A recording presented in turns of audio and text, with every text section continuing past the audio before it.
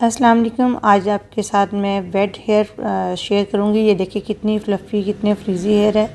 ये बहुत ही ज़्यादा ड्राई डैमेज हेयर लगते हैं, इस तरह अजीब सी आपकी लुक आती है।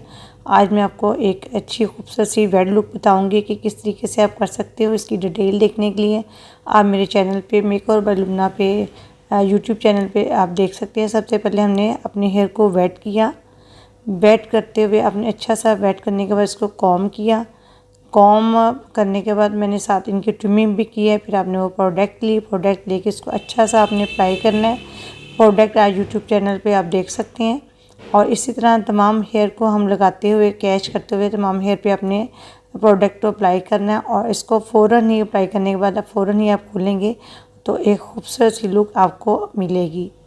ये मेरी फ़ाइनल लुक आपके सामने। जज़ाकल्लाह।